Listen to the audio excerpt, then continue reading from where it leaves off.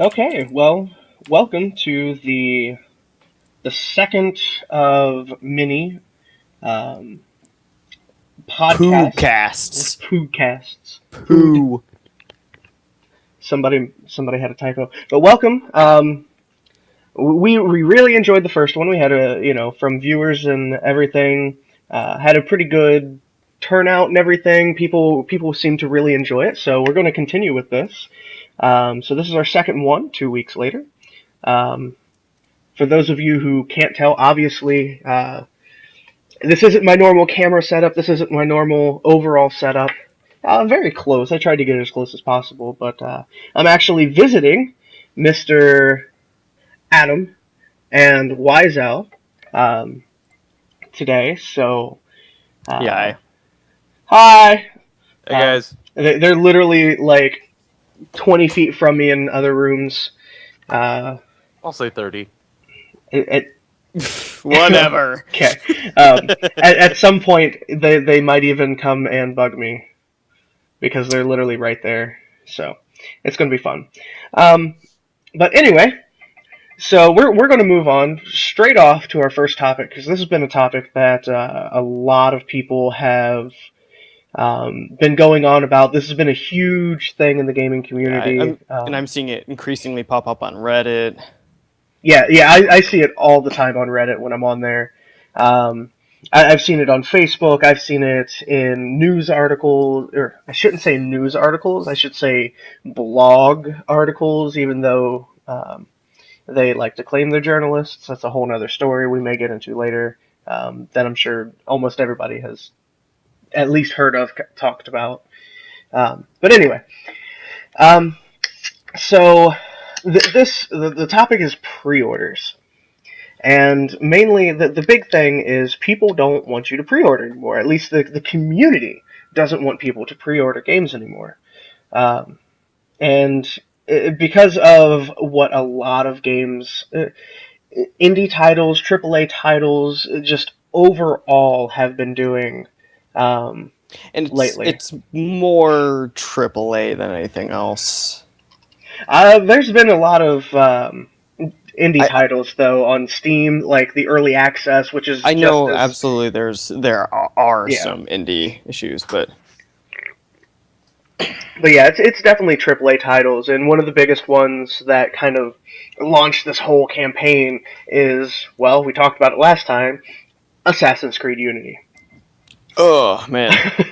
Yeah. So we're not gonna go into why we're having those reactions right now, but um, that was one of the biggest reasons why this whole thing came about.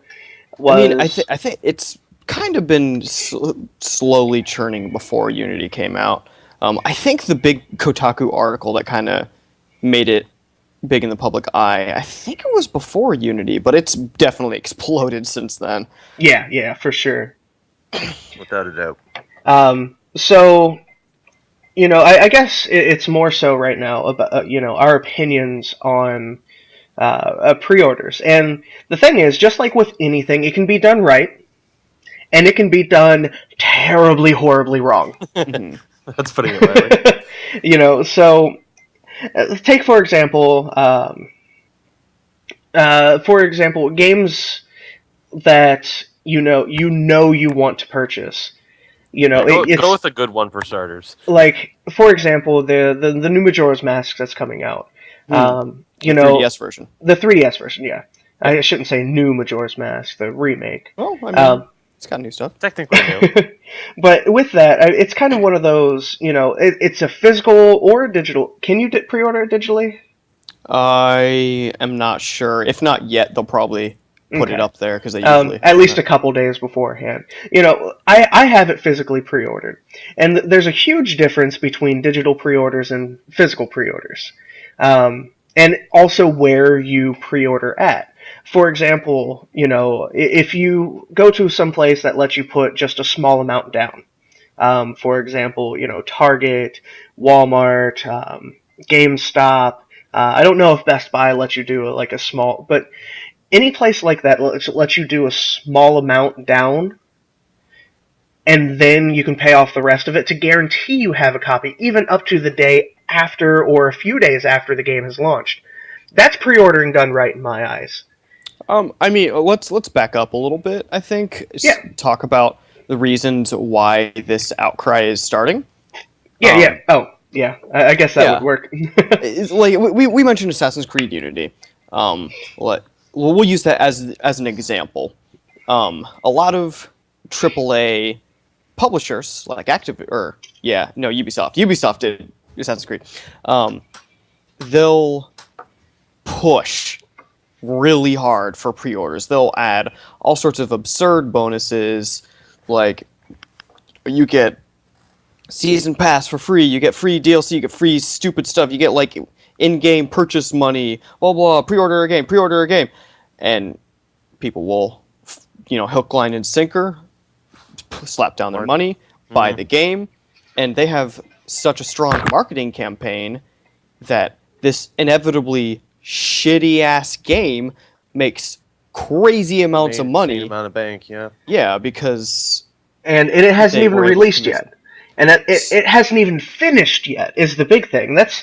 They haven't even finished developing the game, and they've already made their money. They've already made everything back. So what's the point in putting in? Is again like you're enabling games like that to happen. Is what the argument is that by buying it before you've even tried it, you're losing the quality control. Exactly, and especially before it's been finished. Right, and that just tells them that, you know what? Oh, hey, we've already made our money back. Why should I, finish putting in as much effort as I had up until this point? And they put review embargoes on, like they'll send out the promotional copies to reviewers so that they can start playing them, so they can get reviews out on launch. But they'll put an embargo on it that you can't talk about this game until. I was just going to say something like that. Yeah, and then granted, that's a standard thing in the industry. That's not necessarily an evil practice, but it kind of. To me, it throws a cautionary flag. So. I mean, some games have done, like, for example, Broken Age, which we briefly mentioned the last podcast. Double Fine, most publishers will do this. They threw on a review embargo, just for. I'm not sure all the reasons why they do that, but I'm sure part of it is to get day one sales. But yeah, I was thinking it helps part of the hype. But when it can go hand in hand with scheming devilry. Yeah, and well, the big thing is when it comes to when they finally release, and I will say what I'm going to say is more so some of the smaller indie devs more so than the AAA titles. AAA titles, they get their money back with pre-orders, good and done. For some of the like indie titles and stuff like that, like if they start seeing bad reviews of pre-order copies and review copies pop up, they'll try to get the videos taken down, the articles taken down. I've seen it happen. Mm-hmm. And I know they'll start throwing around DMCA takedown requests. Yeah, and I know which is I watched a full video by Total Biscuit, and he talks about that, how because he had one of the most popular videos out and it was bashing this one game, the developers got it taken down incorrectly because it completely falls under the fair use and everything like that. Criticism is clearly defined in the law. And there were 5 other videos that were still up. So that's kind of the whole embargo thing that gets on me is, once it comes out of that, even people trying to hide bad things about their games so people will buy it. But I mean, on the one hand, you can't really blame them, but it depends on, like, if you can go too far with it. Yes, absolutely. Very true. And hindering other people's free speech is not the way to go. But getting back a little more on topic of the whole pre-order thing, there's different ways to pre-order. Now I guess we can go into the good and the bad of pre-ordering and stuff like that. The good for some games, especially with a physical pre-order, where you can, okay, I'm going to put $5 down on this to guarantee I get a copy, to guarantee, okay, yeah, I do get that pre-order bonus stuff, but if the game comes out, day one, and I don't necessarily want to pick it up day one, and it comes out, and I watch some Twitch streams, and I watch some Let's Plays that pop up the next couple days, and it's terrible. Like, this game is horrible. I can go There's no way of saving it. I can go into these stores, or in the case of, like, Walmart, it gets the money, your pre-order money gets put on a gift card. But what happens when you pre-order it is you're guaranteed that they will hold you a copy. For at least a few days after. So I can go in, I can cancel that, I can use the gift card on other purchases, it doesn't have to be on that game, so I can get my money back. But here's the thing, though. You don't, for most games, especially AAA games, you don't need to reserve a copy. They're going to be freaking hundreds of thousands printed, even if you don't get a first run. You're gonna get tons. I don't think that's even necessary. Like, pretty much what I pre-order are mostly smaller titles. Like collector's editions and stuff like that. As well. Yeah, collector. That's one thing, because that's the thing you can only get through that way. That's always been like its own little category. Not everybody gets those. And you're paying a lot of money just for like extra swag and stuff. But pretty much, like, obscure. When I ran into the problem. Well, I luckily didn't run into this problem because I got a copy of Xenoblade Chronicles pre-ordered, and then shortly thereafter it exploded in popularity, and they didn't print nearly enough to meet the demand. So prices of used copies skyrocketed into the triple digits. And ever since then, I pre-order all my obscure JRPGs because they never print very many copies, and if I want to get my hands on one... Especially Nintendo, let's just throw that out there, especially Nintendo. Yeah, like, a lot of times I'll walk into GameStop, and I'll pick up my pre-ordered thingy, and I'll just out of curiosity, I'll be like, so am I the only one who pre-ordered this? Like, yeah, that's the only copy we got. That's the only way I'm going to get this game, is by throwing down money beforehand. Well, exactly, and that even extends to some, like, toys and collectors, figurines and stuff like that, like the amiibos. Some of those, if you didn't pre-order it, you're not going to get your hands on it unless you pay outrageous prices for it. The Super Smash Bros. Wii U GameCube controller adapter bundle. So that was hard to find even as a pre-order. Now, I personally will admit I am a sucker, because the way I look at it right now is this is the way the game industry is, and these pre-order bonuses and stuff that they put in there, like, oh, unlock this character right away, or, unlock this exclusive character that you could only get this way. That's the game industry as it is now, and that's not going to stop, unfortunately. Because once again, there's a good way to do that and a bad way to do that. Like, the bad way is... Okay, we're going to essentially give you a pay-to-win option of pre-ordering, and just make it. It's a P2W of pre-order to win, whereas you get all these, extra bonuses and stuff that give you bonus experience, that give you extra damage, that give you characters that are overpowered in comparison. That's the bad way of doing these bonuses. The classic from a couple years ago, Metro Last Light. They had a pre-order bonus where they give you one of the DLCs for free, and I forget what the DLC was called. It was some new game mode that applied a set of things onto the main campaign, like a different set of rules to it. And the tagline that they advertised that DLC pack was, "The way the game was meant to be played." So what?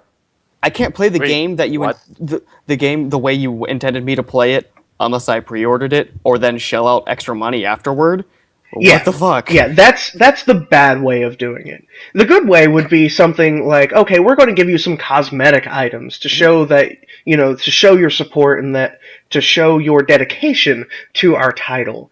Okay, you might get this awesome top hat for your character, or, you might get this skin that makes your character look like a ninja or something. Something that does not change the way the game is played, only the way it looks like. For example, and actually a game that does the good and the bad all-in-one pre-order is a game that's coming up that I'm actually excited about, that I did pre-order, is Dragon Ball Xenoverse. Dragon Ball Xenoverse, if you pre-ordered it, as kind of a swag thing, you get, it's over for this type of pre-order now, but you got an exclusive steel case for the game. Cool. Does it add anything? Does it make it any better? No. It just looks really cool, and it's an awesome, heavy-duty steel case. It gives you some costumes. It gives you like a gold and silver Frieza costume for your characters, which is really cool. All it is just extra swag in game. Now here's where they did the bad.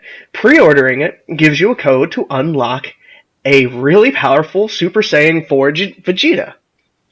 So right off the bat, like it does the good and the bad. And while I'll admit I pre-ordered it because, well, I wanted that swaggy steel case because it did look really sweet, and the couple little in-game things. And to be honest, I wanted Super Saiyan 4 Vegeta. And if I didn't pre-order through the course normal gameplay, I don't know if he's going to be a DLC character or a pre-order exclusive. A pre-order exclusive, or even an unlockable that you can get later. That's something that when I play it and when I stream it and stuff, I'll talk about, and I'll see then. Because if it's an unlockable character that you can get later and you just got early access to it, cool. At that point, it's not really a game breaker. Because the way I play those kind of games, I'm going to go through the entire story before I play anything online. So by that point, I've got all the powerful people unlocked anyway. So, that's just a perfect example of the good and the bad. And another thing that I like that back to JRPGs that I pre-order, that this has kind of been a trend where if they have multiple tiers of like collector's editions, like you got the, in the standard, just it's a disc in a case and it's got some software on it, and then there's like a limited edition that's maybe slightly more expensive, has like maybe a nicer box, has soundtrack and an art book maybe, and there's like a super expensive freaking crazy collector's edition with a figurine and blah blah blah blah blah. But a lot of times, what some companies are doing is they'll give you an upgrade to that middle tier just for pre-ordering, which is awesome. Pre-ordering. Yeah, that's a good usually way. like a little it's like a small thank you, tiny thing extra. I think I know Shin Megami Tensei 4. I got an art book, and Tales of Xillia. I got a soundtrack and an art book, I think. Mm-hmm. And there are a lot of even AAA titles that do that give you the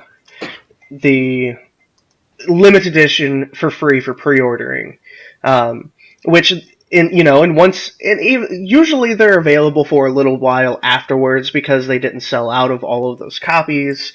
But once they're sold out, you don't get that extra little cosmetic stuff. You don't get that extra stuff, the little soundtrack or the art book that comes with it. You don't get that. And so that is a kind of an incentive, but it's not, hey, we're going to give you this overpowered rocket launcher that's going to kill everybody in one hit right off the bat, so you can, with extra experience, so you can prestige on day one, even, But actually, going back to... free in-game money, so you can just fucking make yourself overpowered from the get-go. Yeah, like... even like in non-multiplayer games, where you don't get a competitive advantage, it's just... You get the game makes ruined, it practically. Yeah. And believe it or not, a game that did pre-ordering done right, in my opinion, is Call of Duty Advanced Warfare. I didn't pre-order the game, however, I did pick it up on day one, so I essentially got the pre-order stuff because, like I just mentioned, the copies that they still have available and stuff like that. Yeah, a lot of times it'll just be like a first one bonus kind of thing. So with the Day Zero edition, they actually let you have access to the game one day ahead of time. So they actually launched the game a day early for pre-orders, which is really cool. Like, that's sweet to me, honestly. That's incentive right there. Like, if it's a game I'm already interested in and you're going to give it to me a day early, that's that's not, hey, pre-order to win aspect. It's just a little 24-hour bonus. It's a 24-hour bonus to get your hands on the game and to get a little used to it faster than the other guy down the street. In the end, you're both going to put in the same amount of hours. You're both going to shoot each other the same amount of times. Cool, done. So that was something that was really cool to me. And the in-game content and the in-game stuff that they gave you a bronze exosuit, a gold AK gun, and a gold laser gun. And did those guns have any different stats than normal guns? No. They had nothing different. All it was is a little bit of in-game swag to make it, to show people like, hey, I pre-ordered this. Now, if you get the limited edition or the upgraded, like limited edition, collector's edition, hardened, whatever they call them for Call of Duty, those came with a little more stuff to them. Mainly, it mainly came with like physical stuff, like a little statue and a dog tag and stuff like that. So. Which kind of going in that same trail is collector's editions, depending on if it's something you really enjoy, it's more than worth it to pre-order those to me. For example, one that I wish I did not miss out on was Batman Arkham Knight. I don't know if you, Adam, or Ben has seen any of the stuff on the pre-order or I haven't the collector's been paying attention editions. To it. If you get a chance, look them up. It's sweet. The $100 edition, which is only $40 more, comes with a statue, a few little in-game swag things here and there, and the statue looks sweet. Now, if you upgraded to the $150 edition, or I think they even had like a $200 edition, it came with some really, really cool stuff that I wish I was able to get in on. That's something, pre-order. Get it done. Get it, for yourself. Get it going. I'm kind of sad I don't have a PS4 already. That just because I can't justify pre-ordering Final Fantasy Type 0, and I want that collector's edition with that steelbook and the soundtrack. Yeah. Oh well. Yeah, the Batman Arkham Knight, like the collector's edition, like the big collector's edition, comes with a scaled model of the new Batmobile, which looks incredible. The detail and everything on it is phenomenal. Comes with a comic book, a steelbook, an art book, and a skin pack. Does it come with anything that breaks the game? No, and you're still spending $150 on this. And that's the kind of stuff that I'm okay with pre-ordering. Now, it does, if you do pre-order it, even just the basic edition, you do get a DLC, which is the bad part about it. Like, and just even the basic game, like, it unlocks Harley Quinn's little storyline so you can play as her. So, it's so hard to say whether, okay, is everything else with it worth it? Mm-hmm. If it is, then do it. But if you're just pre-ordering just to get that extra character, to get that story mission that you don't have to pay $10 for later on down the road, I don't agree with that aspect of it.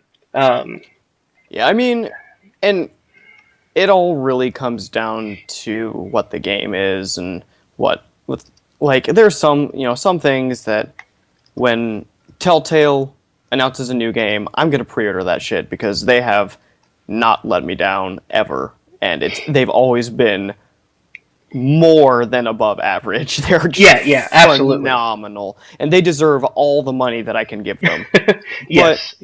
If even Final Fantasies, like as I've mentioned JRPGs a lot, and I do enjoy Final Fantasy games, but Square Enix, they're a pretty big company. They trip and fall sometimes.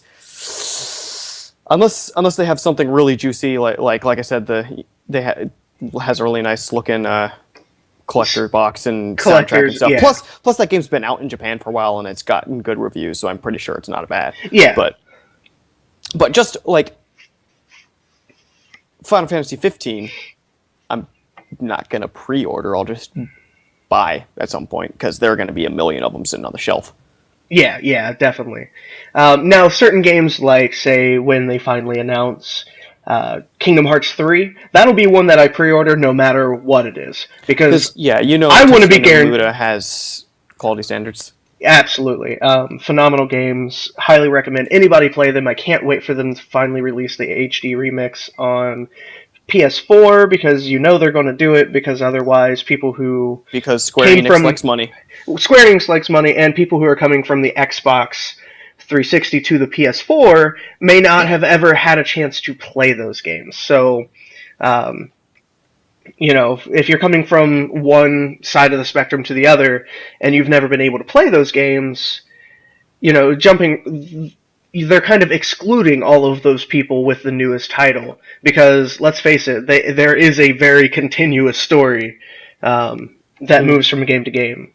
So, but kind of a little tangent there. But actually, I want to go back to what I was saying with like the Batman game, where if you pre-order it, you get that DLC that if you don't pre-order it, you can then play it later. But you're looking at spending at least $10 because that's what they did with Batman Arkham City.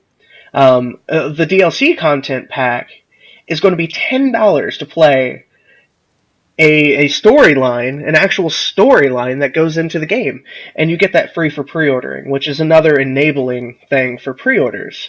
Um, with that, it's a nice incentive, but obviously it's something they could and they can do right off the bat. So why do they have to charge you for that later on?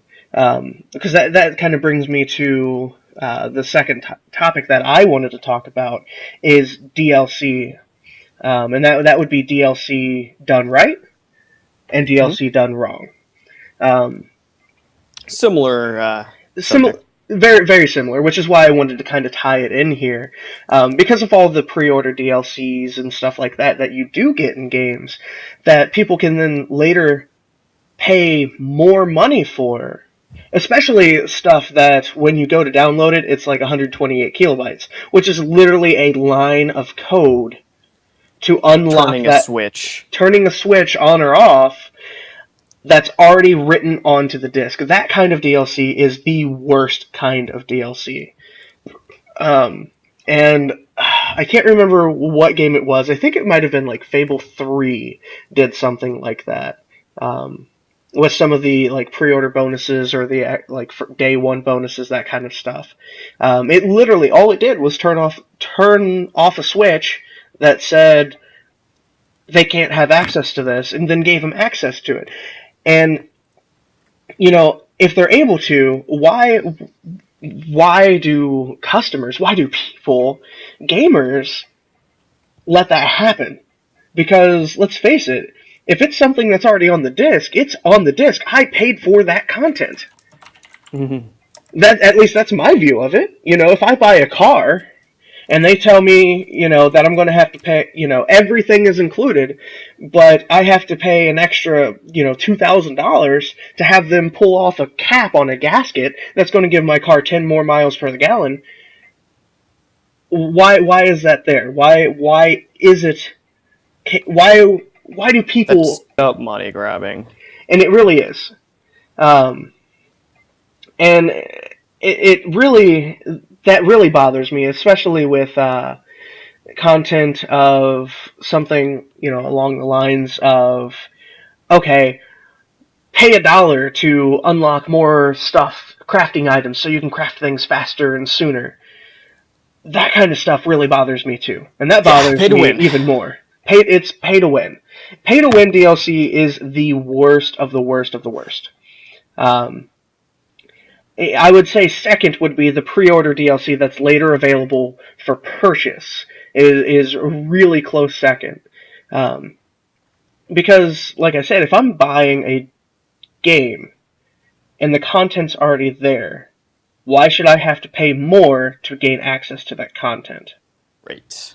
Um, Now, I do understand that some assets for some DLC, future DLCs might already be on the disc because they've started working on it by the time it shipped out. yeah, and But that, if the whole thing is ready, yeah, And see, Like day one DLC is not necessarily bad because there is a time frame where between when they have to finalize the build and send it off to be manufactured and ship it out to the distributors and yada yada yada, where then they could complete the DLC. Day one DLC could be bad if that's not what they did, but and sometimes if it's they have it's worked extra on it. yeah, Since and it's just an unlock code.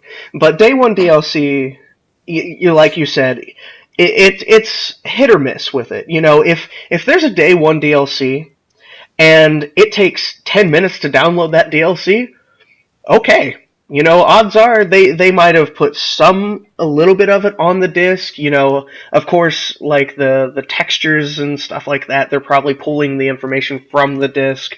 That I'm okay with to an extent. To an extent, if day one DLC is, pay to win content, no, I don't even want to go there, to be honest. I think pretty much everyone can agree that sucks. Yeah. When you jump into an online match on day two and there's people with the in-game content, and you look at their profile and they haven't even completed like the campaign mode and unlock this different stuff. Yeah, that's one of the most frustrating things out there. It makes you want to stop playing the game, honestly. Yeah. So now let's getting to good DLC overall.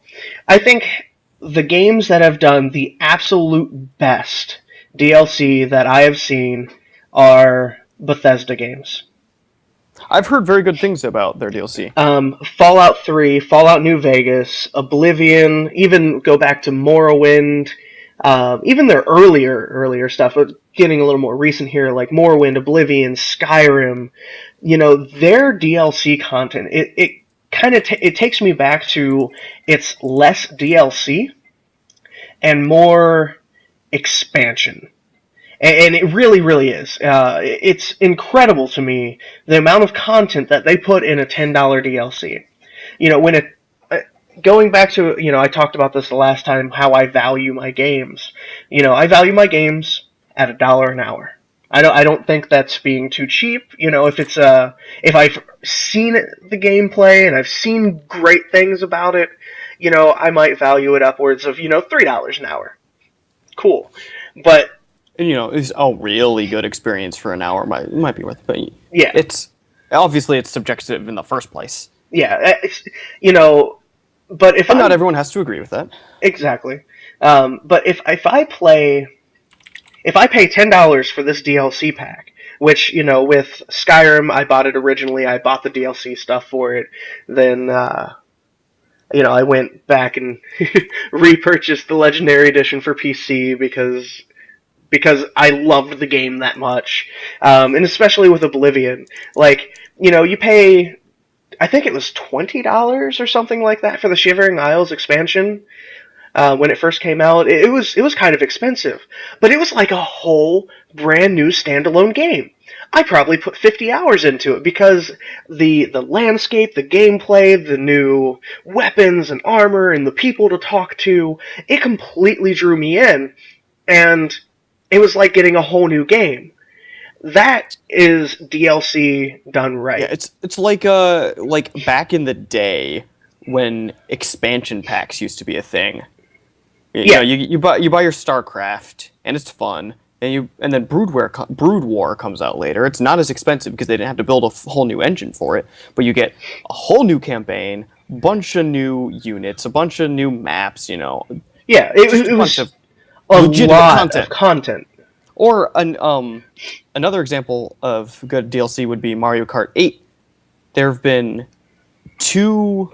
I feel like we might have mentioned this on. I think we did. I think we did because we talked about. So I'll just keep it short and simple.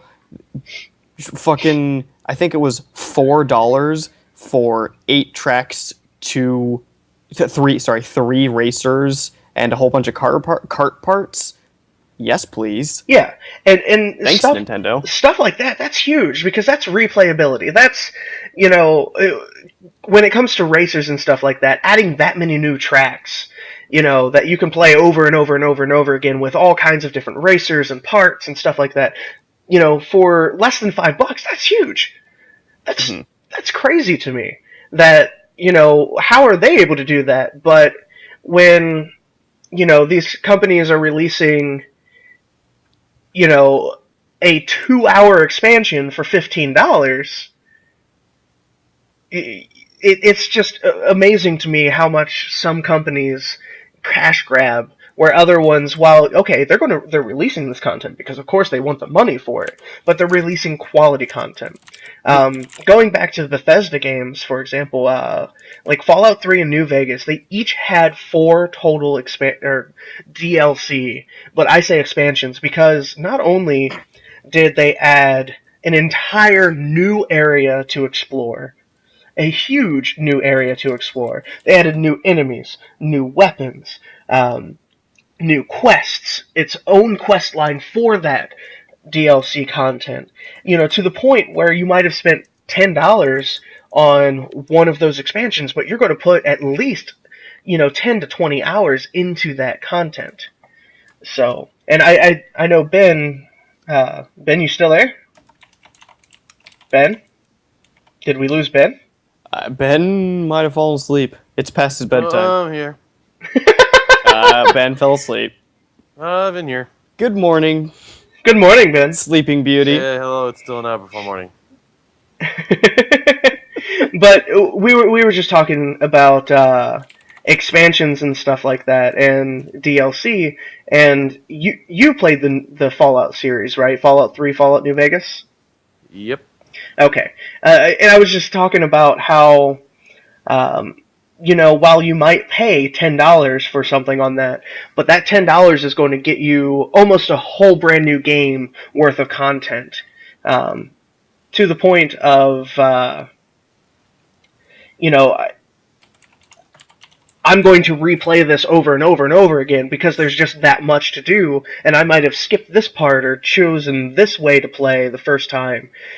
And, in the end, $10 a piece for $40 worth of stuff gives me more gameplay than buying a brand new game at $60. Yep. So, Yeah, and it's a really good value when a developer can create engaging content without having to make an entire new game, make a new engine, etc. mm-hmm. They can basically cheaply make a new game, basically. Yeah. Sell it for less than a new game, which will get you, like Far Cry 3 Blood Dragon. It has nothing to do with Far Cry 3, but it costs $15 because they just put new textures on, and it's just like a shorter side game. Yeah. Which actually, I'm going to kind of deviate and add a topic here. And the reason I'm adding a topic is because it's something that I saw some videos about not too long ago. And it really, really bothered me, honestly. It kind of bothered me to the point where I'm like, are you kidding me? Are video games becoming too long? And that was the title of the video. And when I read it, I thought it was satire. I honestly thought it was satire. But I couldn't watch the whole video because the guy didn't even have lenses in his glasses. And I don't know, unconditional rage. Like, it just bothered me a lot that he did not have lenses in his glasses. What? Just being a hipster? Yeah, literally being a hipster. And this guy was a big internet personality. And he was complaining that, like games like Forza, to complete the main story and quests and stuff in the new Forza games, it's between 10 to 15 hours. And average I know. Play? And, he went on to say, to do everything and to complete everything in like the HD and the new remakes, the remake of Grand Theft Auto 5 is between 30 to 40 hours. And then he went on to kind of bash one of the biggest games of last year, my game of the year, and I'm sure I've told everybody this numerous times. Dragon Age Inquisition. Yep. And, saying that between 60 and 80 hours, and when he said that, I'm like, 60, 80 hours? We've been doing that for decades. I put 125 hours into that, and I still want to play more. Like, Yeah, I don't... I can't tell you how many hours I've put into Tales of Symphonia. And Hundreds.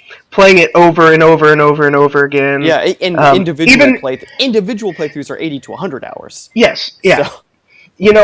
For games like Skyrim, between all of my different characters, between the console and the PC version, I probably put in like 400 hours. Yeah, Dragon Quest VII is a 120-hour campaign. Yeah, it baffles me that people are complaining, and he was talking about how... I didn't know that was a thing. Yeah, I didn't think it was a thing either. I'm sure there are always going to be people complaining about weird things, so this is still an interesting topic. This was one of those videos that you see floating around, from place to place to place, people sharing it and stuff like that, and it just threw me off completely. Are video games too long?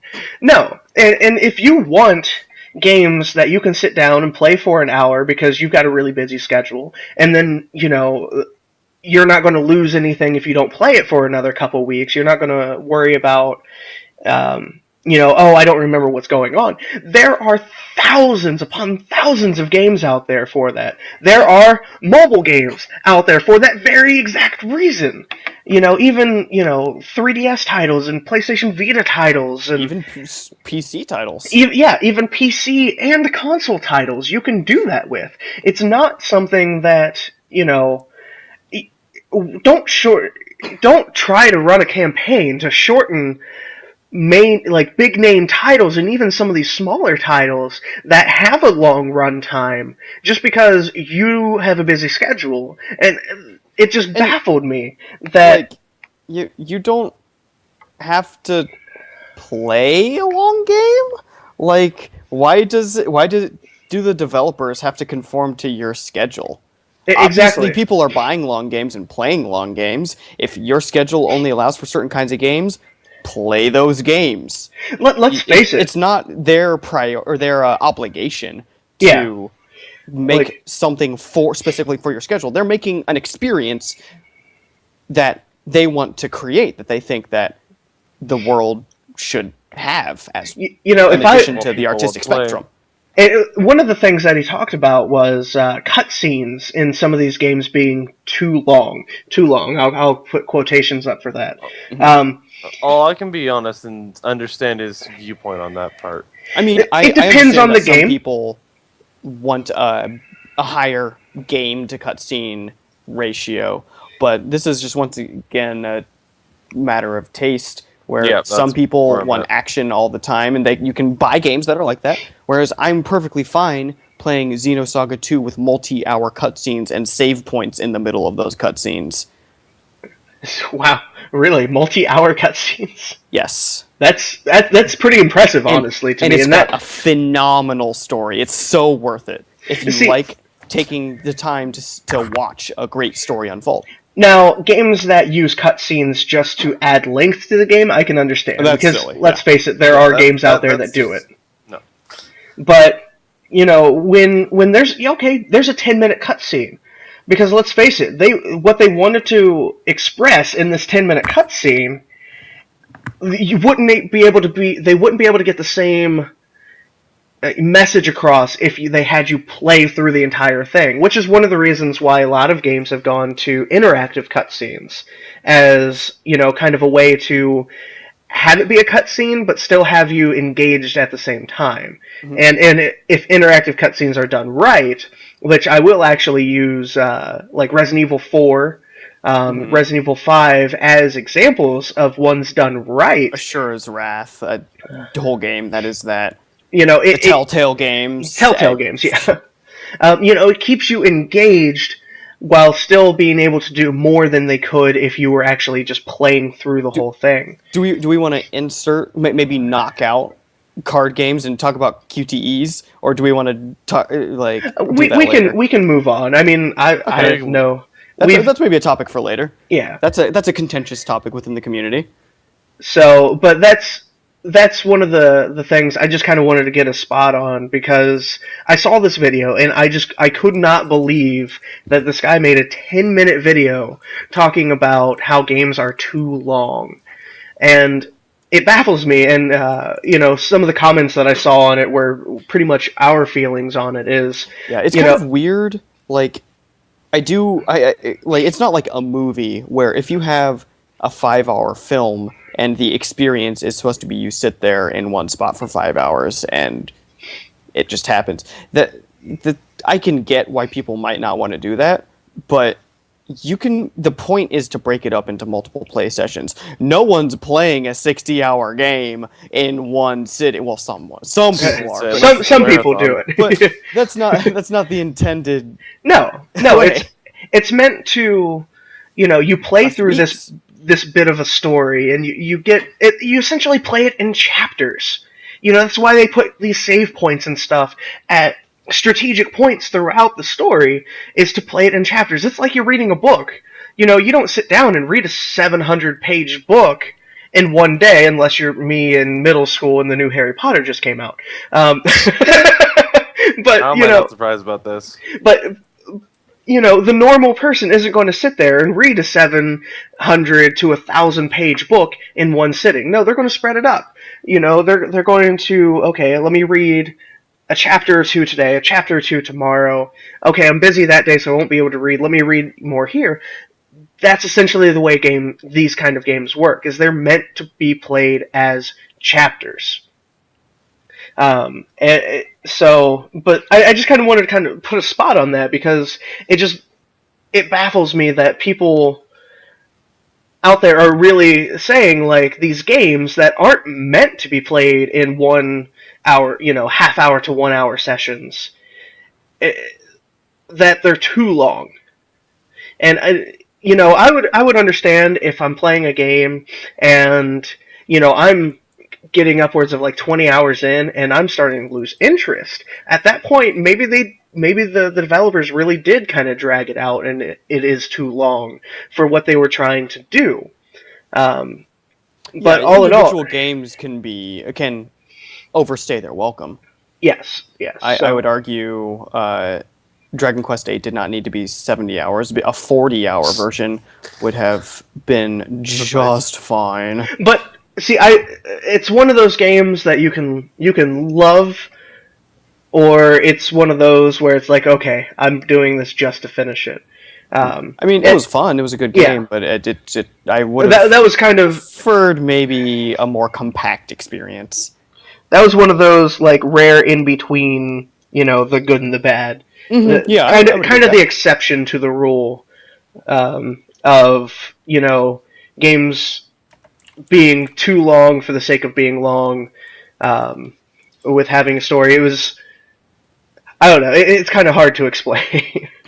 With certain games, there's always going to be that exception to the rule of, I enjoyed playing it, but did it have to be that long? Mm-hmm. So, but I guess at this point, since we don't want to focus too much on this, because we did have some, big topics, especially the next topic, we're going to move on to is going to be card games. I didn't talk about something I wanted to regarding pre-orders. Oh yeah, go. Rewind. I saw a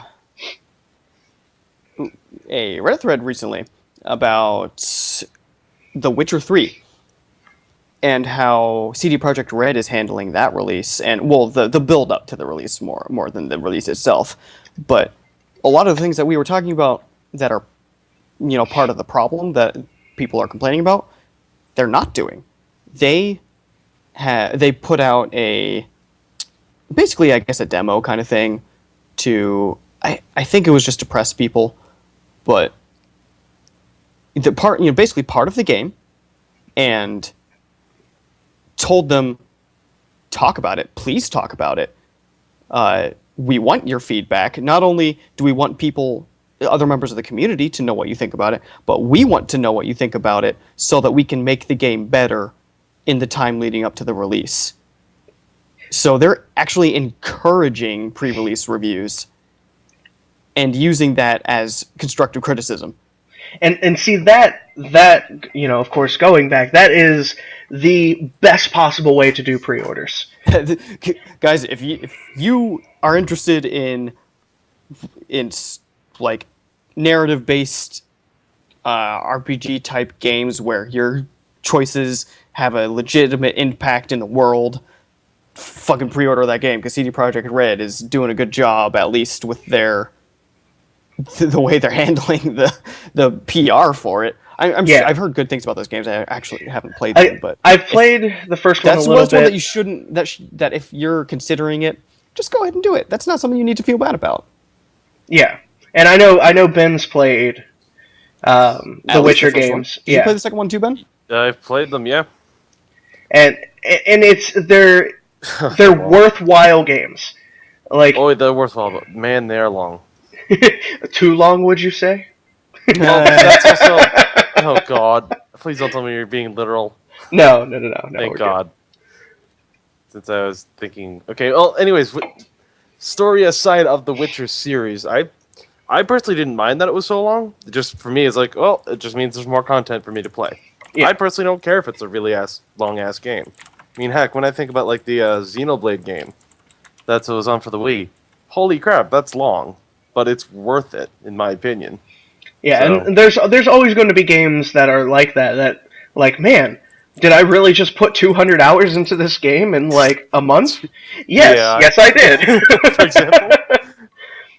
For example, Dragon Age, and going back into that, like Skyrim and stuff. I put for some games, I put upwards of 80 hours in 1 week while I was going to school, while I was working. I put this much time into it because I was that drawn into it. So, but now moving ahead onto some of the longest or shortest games you'll ever play, card games. And we're not going to talk about every card game, but we'll talk about a lot of the different ones that are out there, especially these big mainstream ones that are available both as tabletop games, computer games, even some of them available on consoles. And a little old school on a couple of them too, if I recall. Yeah, we'll start with. Should we start with the big one, or should we work our way up? I say we start our way up. Okay. It should be a little more interesting. Magic the Gathering. Well, there was a 2 versus 1, Ben. Sorry. Oh, dang it! Fuck you, Ben. No love for Ben. Magic the Gathering is one of those games that transcends, the boundaries of tabletop to digital, and it's one of those games that young, old, anybody can play this game. Not anybody can play it and be great at it, because it is a very complicated game when you get into the meta aspect of it. But it's one of those that, I can sit down, I can play through a tournament that takes 6 hours to finish.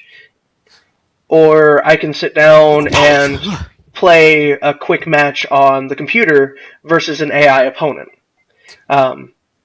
Which is absolutely phenomenal to me. I've been playing Magic for a long time, and it's one of those games that I'll probably always put money into because of, the new stuff that they come out with is actual, they're full-on expansions. They add new features and new abilities and stuff like this all the time to the games, and to the cards and stuff, that just makes it more than worth it to me. Do you guys have any opinions on... Yeah, 1993, I think. 1993, Jesus Yeah, Christ. I think that's when Alpha came out. So this game's been... Yes, you are correct. This game has been around for more than 20 years, and it's still going incredibly strong. Especially it's getting with... bigger, actually. It's getting bigger. It's getting bigger and bigger, and the biggest reason for that is, websites and stuff like Twitch, where they can live stream these competitions and the big tournaments and stuff like that. And so now you actually have celebrity names within these games, that, while they would have been, celebrity names to the people who go to these tournaments beforehand. Now they're household names. Like there's a few names that I could throw out there that if you would have asked me 5 years ago when they were still winning these pro tours and Grand Prix and stuff like that, if I would have had any clue who they were, I would have been like, "What? Who's that?" Is this someone important? Derp, derp. No, I mean some of the names like Reed Duke.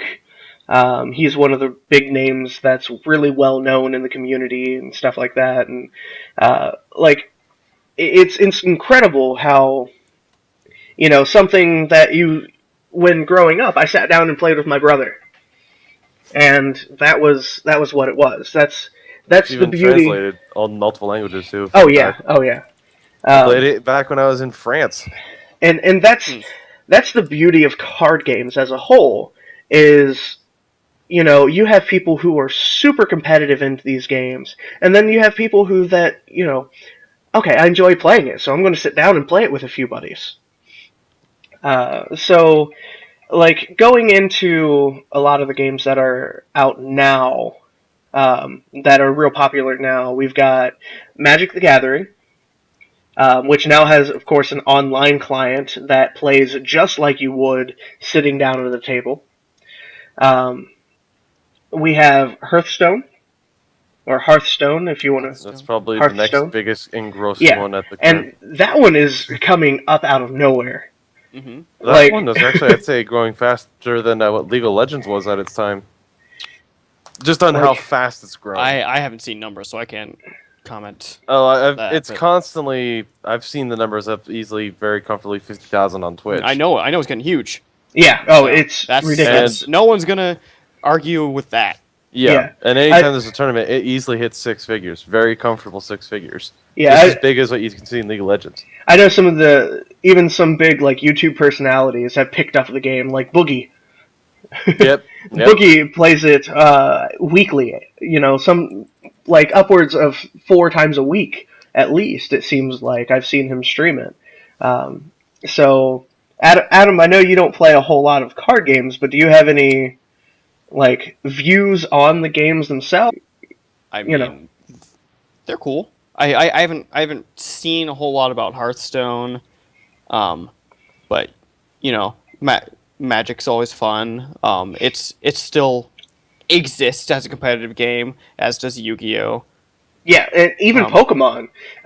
They stream. Not so much. No, hear me out here. They streamed. He is correct in a sense. It exists. It's just not. Adam, actually, believe it or not, it's growing in certain very specific communities. It really is, and maybe not in adult communities and stuff. But the Pokemon card game, just last year, they streamed a tournament on Twitch that I watched some of. I know they exist. It's just not nearly as widespread, both as it used to be and as the other big ones.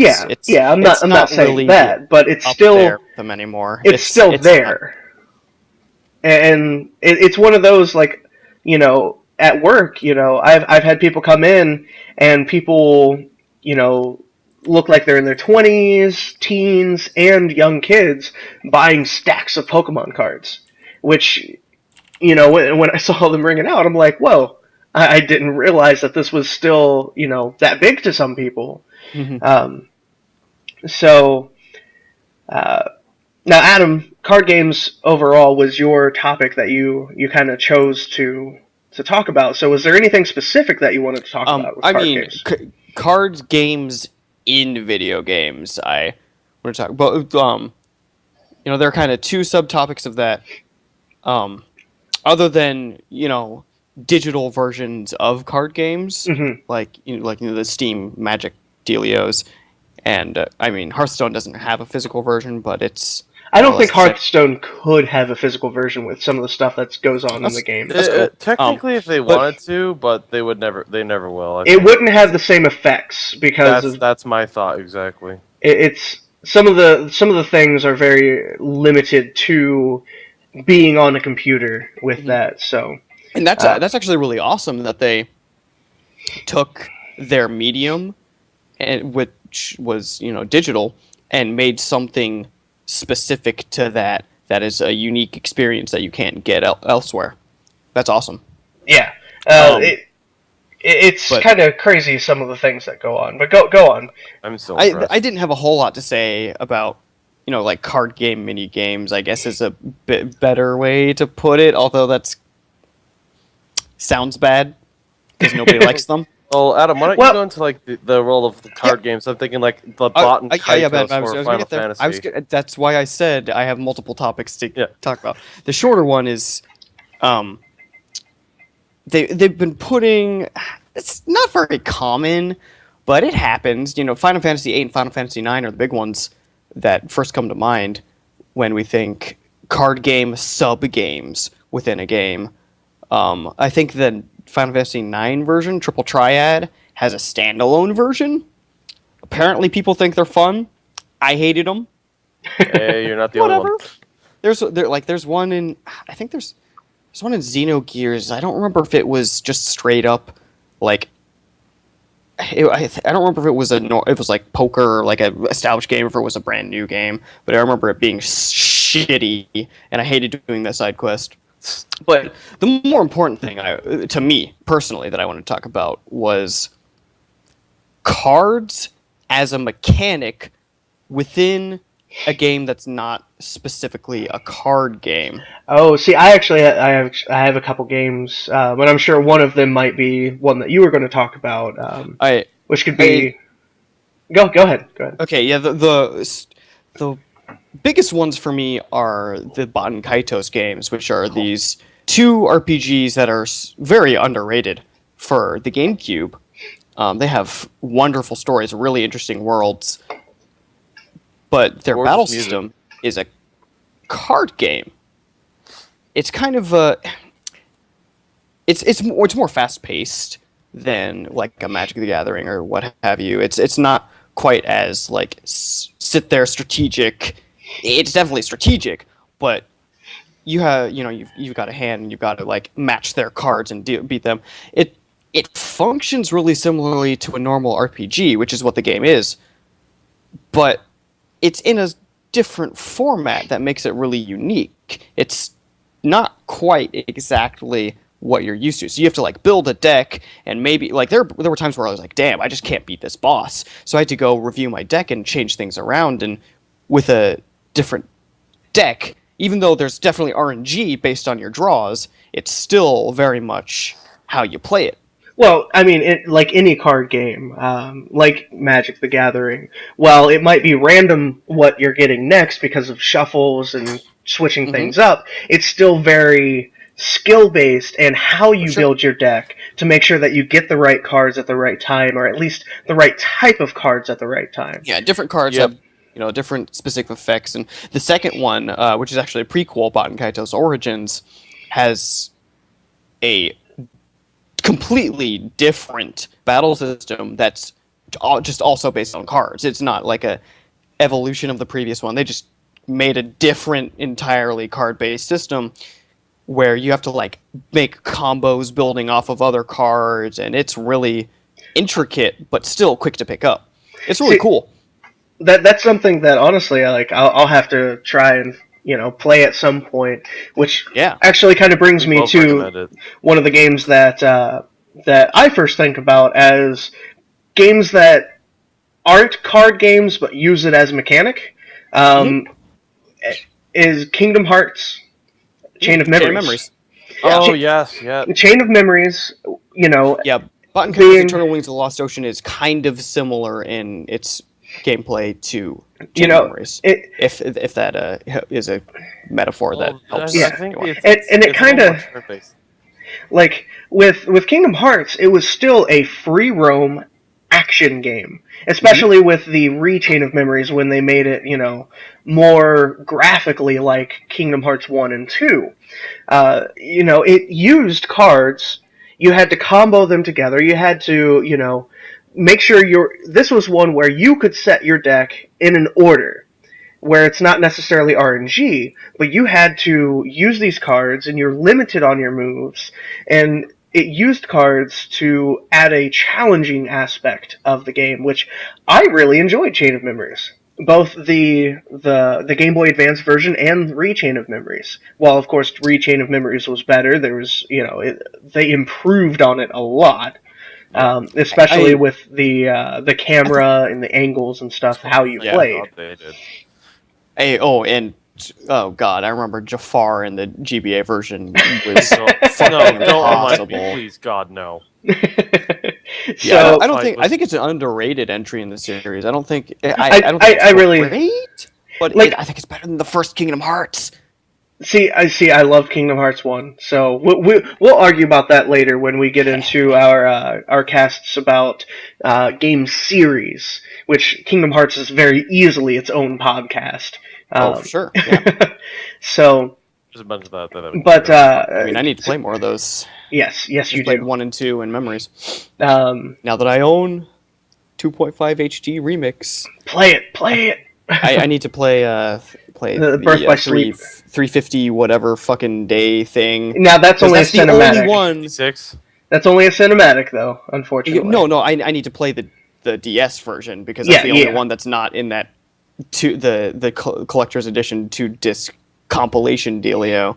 Oh, okay. But going back to card games in video games, now getting away from using it as a mechanic and more as like a side game, mini game. A game that actually comes to mind to me is Fallout New Vegas.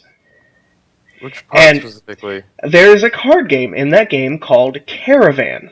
Oh, that's right. Thank you for reminding me. And Caravan, the way it's built up is it's kind of strange. You can have a deck of minimum. I forget what the minimum card number is. I think it might be like 30. But you use a standard deck of cards, and it's kind of like a poker style game. Each face card has a different ability to change the direction of the cards or remove cards from the table, that kind of stuff. And the way it works is you have to get at least 2 out of 3 of your piles to equal to the numbers between 22 to 26. If it's less than or more than, it's bust. It doesn't count. So you do everything you can to get your cards between this. And it is a fun mini game to play, which could very easily be brought into, real life. You could play it. But the weird thing about it is because, it's post-apocalyptic and, most things have been destroyed, including very flimsy paper, especially cards, is you can have 7 aces in your deck. And the reason is because each one, as long as it does not have the same back, you can have 3 ace of spades in there as long as it's say for example, a bicycle black back, bicycle red back, and, some off-brand back. All 3 of those could go into this deck. And it's very strategic. Of course, it's random as well. You don't know what your opponent has, but that's one of those card game mini games inside of a game that is unique to that game. That is actually really enjoyable. So that's one that kind of comes to mind when you think of card games in video games. I guess another one that I'm thinking of now. That uses cards as a mechanic that just did not do it right was Phantasy Star Online 3. Oh, God. It was literally called Card Revolution. And Card bombing. Yeah, it had one of the worst mechanics. They could have made it better. They really could have, and I wish they did. Because the reason I'm bringing this up is because another game that kind of sort of reminds me of it is one that Ben and I have been playing recently. When I think of that Phantasy Star, it felt like it was rushed when you started playing the card portion of it. Yeah, it was really strange. And it was one that, that just goes to show you, it was during the whole early 2000s let's put cards in games phase, because there were quite a few games that had that started to use cards to try and make it more challenging. But a newer game that I guess it's not new. It actually came out in like what 2013, 2012. Um, that let's see if I can find. It came out in 2013, so it's been almost 2 years since it's been released. Is Scrolls, um, and it is That's been a developed while. by Yeah. Mojang, who originally developed Minecraft, and it was kind of hey, we're going to come out with this game because we want to be known for something else other than Minecraft. It's incredibly fun. Very challenging, very strategy. You have creature spells, enchantments, and structures that you can think of. I guess the best way to put it is like a blend of Plants vs Zombies, Yu-Gi-Oh, and A bit of Magic the Gathering in a sense. yeah, a bit of like Magic in there as well. It's very complicated. Like there is a learning curve to this game that I was not expecting when I started playing. I'm Um, just impressed that it seems so deceptively simple, yet there's so much to learn in very little and amount of time. that's exactly it. That is exactly it. Like there's so much to learn with strategy, because each of the creatures that you summon, of course, have different abilities and their strength and their defense. But on top of that, one thing that you have to figure in is their countdown. They can't attack right away. They have a countdown that can be anywhere, from 1 and up. And I say and up because it can be upwards depending on what you Uh, have and I think different. it's 5 is the highest I've ever seen without including extra abilities on them. I've seen 6. On well, never mind. We'll worry about that later. But I mean, there are spells and stuff, and there's a creature that every time it attacks, its countdown goes up by 1, so it can start at 1, then it goes to 2, then 3, then 4, then 5, and upwards, as if it survives that long. Um, but it's incredible how much thought was put into this game, and like how balanced it is, and they're constantly working on it, coming out with newer cards, balancing this and that, nerfing this, making this more powerful, just like any game, especially with any online multiplayer game. Um, but what's going back to the countdown thing, your creatures automatically attack when their countdown equals 0. Yeah, you don't So you control it. don't It's you just the don't have attack. any control over when they attack, but you have control on how they attack and where they attack. So you can move them, from here to here, one step over, or depending on the creature, some spells or some creatures have, the ability to move multiple times in a turn. And I've been playing the heck out of this game. Like I've been playing a lot of this game. Like I probably played for 4 hours earlier because I had nothing better to do. It's um, also just mechanically really well done. yes, absolutely. And now this is one of those games though where most card games like Magic and Hearthstone and stuff, you can kind of get screwed over if you're not drawing the right cards at the right time. Yeah. With this one, it's really if your opponent gets better cards than you right off the bat, it is incredibly difficult to come back. It is At incredibly least the one difficult to nice come thing back. is that you're never really monologued, except for you kind of chose to make yourself monologued. Yeah. Like you can choose the cards in the game are called scrolls. Obviously, that's where the name comes from. So you have these spell scrolls and summoning scrolls and stuff. So you like the creatures that you summon or the spells, you can choose instead of summoning them or casting them, or if you don't have enough resources to cast them, um, you can sacrifice that scroll to give you more resources, or to draw 2 more scrolls. And you can only do one or the other each turn. You don't Um, have to do them either. no, and you don't have to either. So there's a lot of mechanics in this game that like I said, make it a pretty steep learning curve, but it is incredibly fun to do. So kind of Very competitive too. yeah. Well, see, there's not there was a wave of people with the latest Humble Bundle because it was included with the Humble Bundle. There was a wave of people, and then those people, once they played once or twice and learned that, hey, this is a little more challenging than what I thought it was going to be. Yeah. Um, They started running away from it. It's really died down to the point where it's your really competitive people playing. They have a draft mode called Judgment. I don't know if you've played any Judgment yet. I've watched a few people. I haven't done it myself. It's tough. You Spinning it softly. you draft 45 cards, and then from there you build a deck with a minimum card count of 30 versus the normal 50.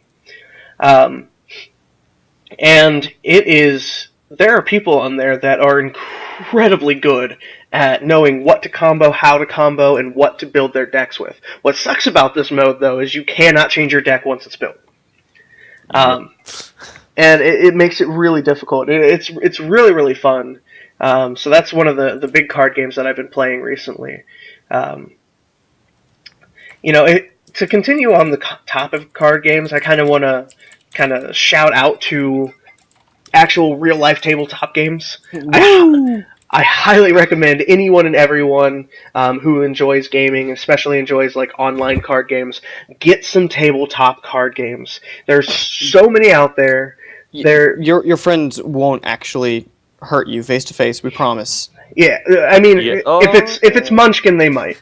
If it's Munchkin, yeah, if it's Munchkin, you may have to. If you have a significant other and you play Munchkin with them, expect to sleep on the couch at least once, or twice. Especially when you, are a Munchkin towards them. To kind of name grab a bunch of games that we enjoy playing. I know Apples to Apples, Munchkin. Yeah, Munchkin is so much fun, but it is such a silly game. I hope you don't like your friends too much. Or all of you don't mind. You can handle wanting to kill each other. Or I hope you can handle your friends being dicks to you, because you're going to be dicks to them too. Yes. Apples and Apples is ridiculously fun, and there are online ways to play different variants of like Apples to Apples style games. And it's version for horrible people. The adult, yes, the adult version of it. Well, I don't. Not just adult. It's also just like horrible people. I would say it's not the adult version, more the party version. The people who enjoy dark humor, stupid and mildly offensive dark humor. Yes. Cards Against Humanity is great, and there are not officially, but there are ways to play that online. I've done it, and it's super fun. Yes. And then there are the kind of obscure games that not a lot of people have heard of, which is tragic. Yes, like Gloom. Gloom is so much fun. There's a copy of it here. It was really fun with people that have imaginations. Yes. The fun that's a big thing. Making up the stories of your little card people. Got a copy of it here. I'm kind of showing on camera there. Essentially what it is you have a family. That's my copy. Yeah, well, it doesn't matter whose copy of it. I own the damn copy game that too. He currently holds in his hand. What's incredibly fun about it is, you have a family, and your goal is to kill your family. And not even joking. And to make sure that your opponent's families don't die. And so there are cards that you have to tell a story that goes along with it. I mean, I guess you don't have to. You could just play the cards. You're trying to kill your family, but you also want to make it that they die the most horrible ways possible. Yeah, sometimes I think there's like one or two cards in there that's like, okay, they die. So it's not terrible, but it is intriguing. Strategically, you want them to die the most horrible humanly possible. Yeah, it is intriguing, though, just being the opposite of what you normally expect. Yes. Now, this is the one that I'm holding here is Cthulhu Gloom, which, of course, based off of the name, takes place in the Cthulhu mythos and the towns and the Lovecraftian protagonists and stuff like that. So with that, there are a little more stranger ways in here, but even with the regular version, you have your family, and you draw your cards, and different ways to die require certain traits or aspects or different items that they have equipped to them. So you might have you have to try to make them as unhappy as possible as well, Mm-hmm. and make your opponents as happy as possible. So there might be something that like fell in love on the bus with an octopus. That's all the card says.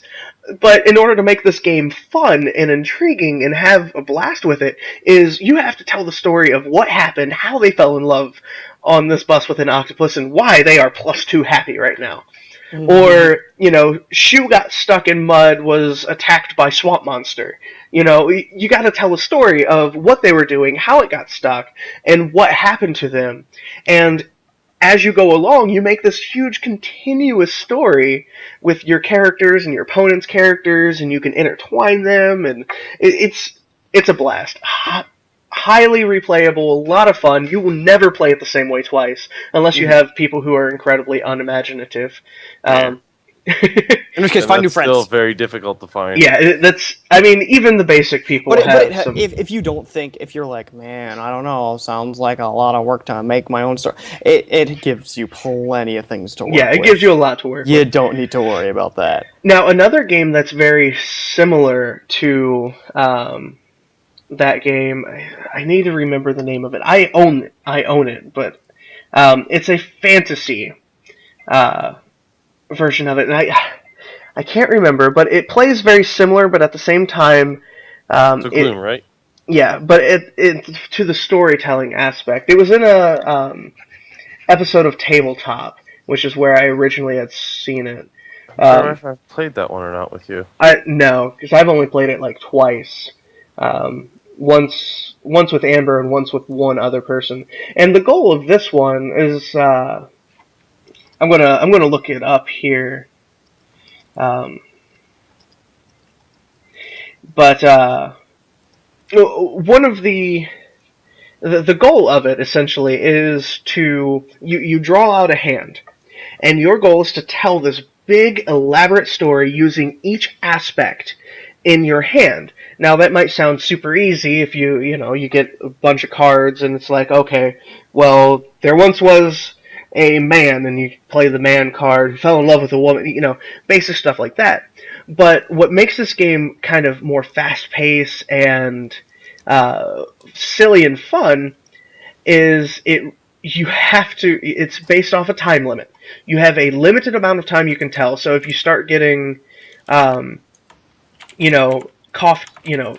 stuck and you can't think of anything to play, it's to the point where, okay, your turn's over. Now you have to draw so many cards and stuff like that. Let's see. It's a lot of fun. I highly recommend it, despite me not remembering the name of it. I think it might be in Tabletop Season 2. Let's see.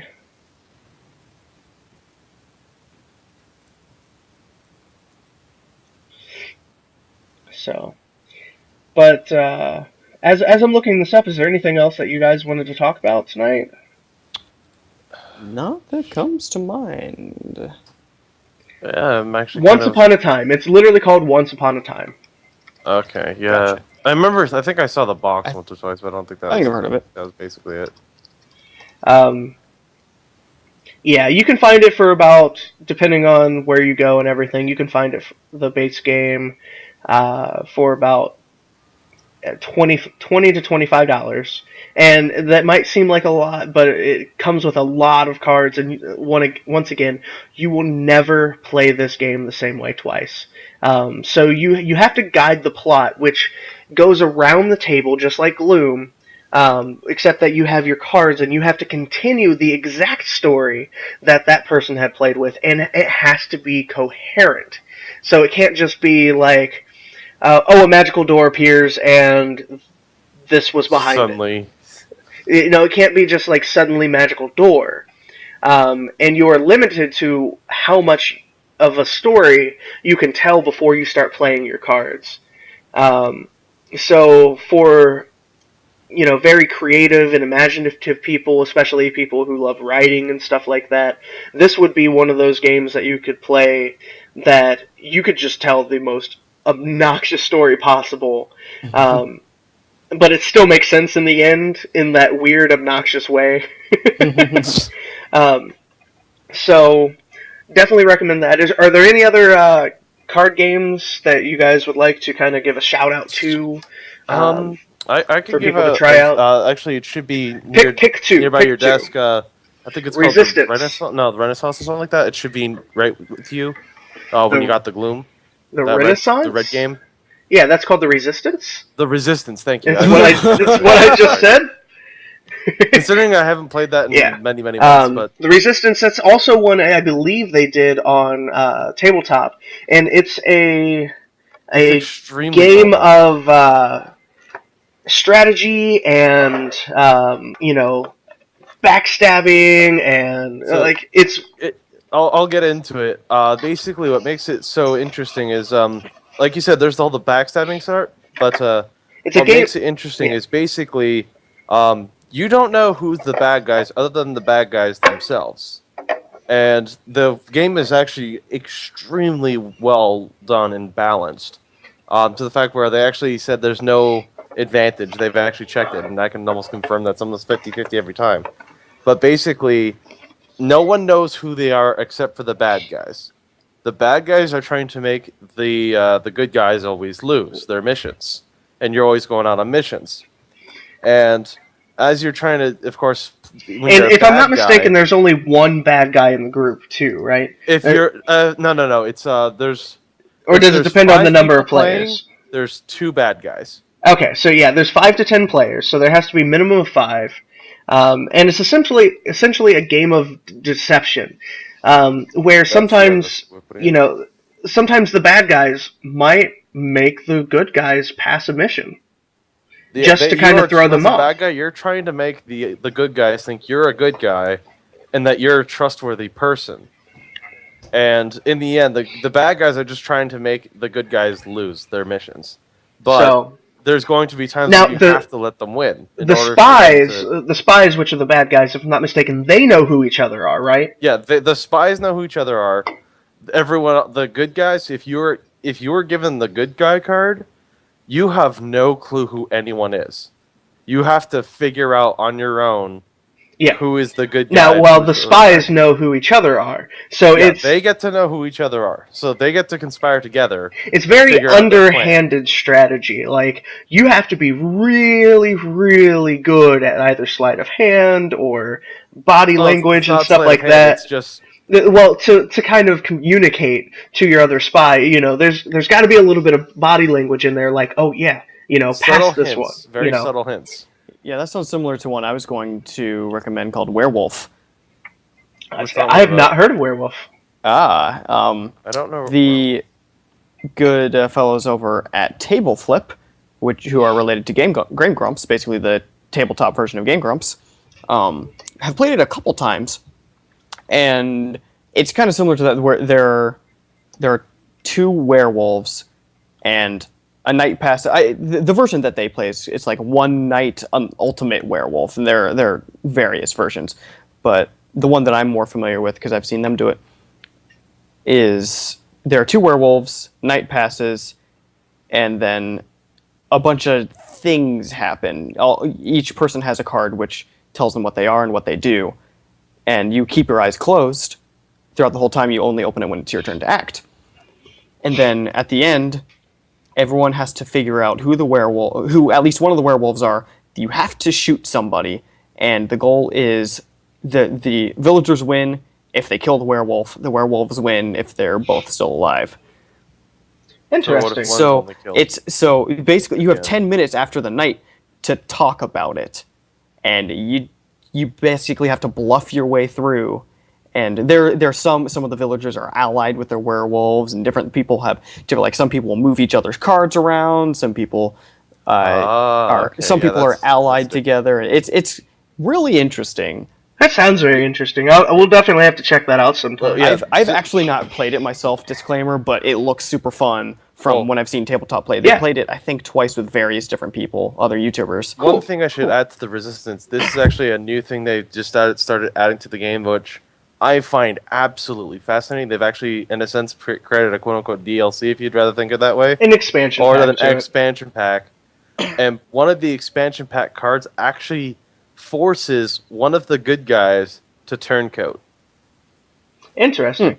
So And of course, that guy has to now switch over, and one of the bad guys has to switch over to the good guys.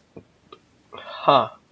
Well, And so, yeah, the bad guy knows who it was, who everyone was, but at the same time, that since there's now another person who's the bad guy, now they're going to try and figure out who the hell's who, because it switches halfway through the match. nice.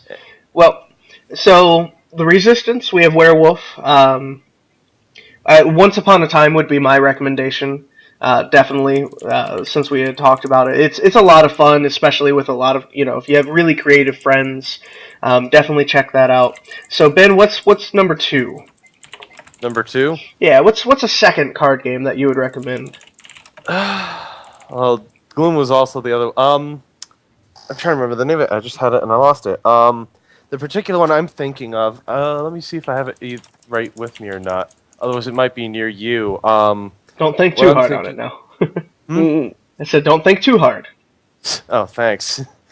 Crap. I'm trying to remember the name of it, and it's not coming to mind. But basically, what the game is about, it's actually a game that's all about teamwork, and specifically, the premise is you're trying to make a fireworks show.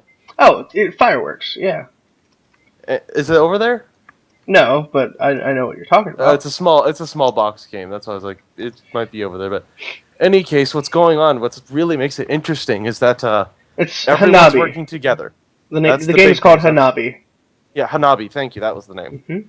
And everyone's working together. No one's trying to screw with each other.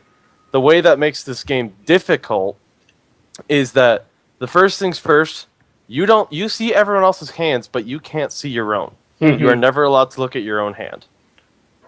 And the only way you get to figure out what you have is from the information your teammates can tell you. But they can't say, oh, you have this blue-colored one that has the number 5 on it.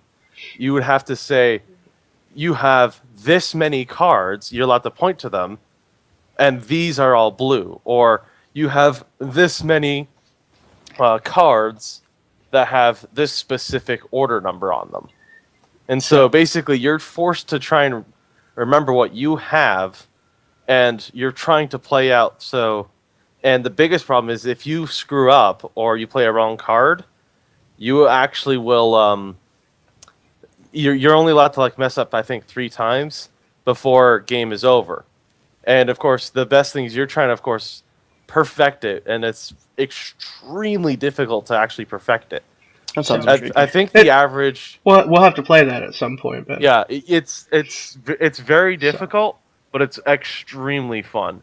So, all right, Adam. Another one I want to give a shout out to is Flux. You took mine. Flux. I should have Flux, thought that one if too. you haven't played it, there are many variations. Yes. And it starts out the rules are play one card, draw one card, and different cards will Change the rules. change the rules. So it's constantly morphing and changing. It's really You really have fun. to remind yourself what the It's rules one are. of those. It's one of those card games that can literally last 5 minutes if you have the right cards in your hand, or even it can hours. last a half hour to an hour if people just keep screwing you up and screwing you over and stuff like. Yeah, it's You can start crazy. building It's a towards lot towards of a fun. goal, and you're almost there, and then somebody just changes the goal flat out. You're like, fuck.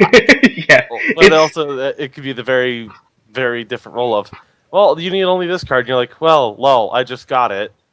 I win. Or yeah, it could be the opposite of you have jack shit, and then somebody changes the goal. the goal, and it's like suddenly, oh, I have what I need. Yeah, thanks. It's crazy. All right, and my last one is going to be one that we did talk about. That wasn't a disclaimer, guys, just to say. Munchkin. If you have not played Munchkin, play Munchkin. Any version of Munchkin will do. There's like 7 or 8 different versions. I think there might even be more than that. There's 11 Munchkin. expansion packs, if I recall correctly. Well, there's expansion packs for the base game, and then there's actual different versions, like Zombie Munchkin, and Superhero Munchkin, and Cthulhu Munchkin, and all these different Munchkins that you can play. And it's essentially a tabletop RPG played out with cards. But your goal is to beat monsters, level up, get to level 10 first. But it's kind of like a fake D&D inspired kind of thing. Yes, but your goal is also to screw over everybody else to make sure that they don't get to that level first. A lot of fun, a lot of deception, a lot of screwing people up, essentially being a munchkin. A lot of fun. And you can barter with people. Yeah, you can, okay, oh man, you're not a high enough level to kill that monster? Oh, guess what? If I work with you, we'll be more than high enough. We'll be 5 levels over. Oh, but Adam doesn't like the fact that Ben and I are working together. He's got add plus 10 to this monster. Oh, suddenly we're shy levels. Oh, well, now let me play this potion to give us boosts, and it's so crazy. Like but everything Adam that agrees can happen. to also help if he gets all the treasure. Even though that's so against you don't die, but even though more than one person helping is against the rules. But this is one of those games where if you cheat and win and nobody finds out, guess what? You win. Which is cool. Don't get caught. If If it has been rules, yeah, that it's okay to cheat if you don't get caught. It's to the point where everybody is under the general consensus. Okay, Russell wins. Oh, hey guys, guess what? I wasn't a dwarf and I had a dwarf item equipped. Sorry, I still win, but just to give you guys that heads up. God damn it! And I've done that on more than one occasion. And it's so many hilarious. Like at the end of the game, it's like, oh man, I leveled up off of that. I win. Everybody's like, oh man, okay. Well, do you guys want to play again? Okay, guess what, guys? You're technically not allowed to level up that way. Yep. Always let them know afterwards, or if it's something really, really clever, don't let them know. Yeah. Like I had an item that copied an item, but just because it's copied doesn't necessarily mean you can still equip it normally. Well, I didn't say that out loud. Oh, I'm not a wizard, but I'm going to copy your wizard hat and give me +4. Okay. Oh, I win, guys! Hey, guess what, guys? I was never a wizard. It was great. You're not a wizard, Harry. You're not a wizard, Harry. I'm all in your head. You're just delusional. But Aunt Petunia, I don't want to cup the milk today. God. If you're not ready to walk the tacos, it's okay if the manta rays don't have their mangoes. Okay. Good God. Thank you. You're welcome. All right, I think that's good for to cut it here. But it was a lot of fun. We will be back either next week or the week after. I don't know if we're going to general consensus that it's going to be every other week, or if we're just going to try every week if we can, and do every other week if we can't. But we'll definitely be back for a third one. This will be uploaded to YouTube. Soon enough. I'll probably cut out a little bit of it, but guys, it was a lot of fun. Thanks for watching. Thanks for listening. Thanks for listening. And we'll see you next time. Yeah, have a wonderful day, you beautiful people, you. See you around, everyone. Shut up, Ben.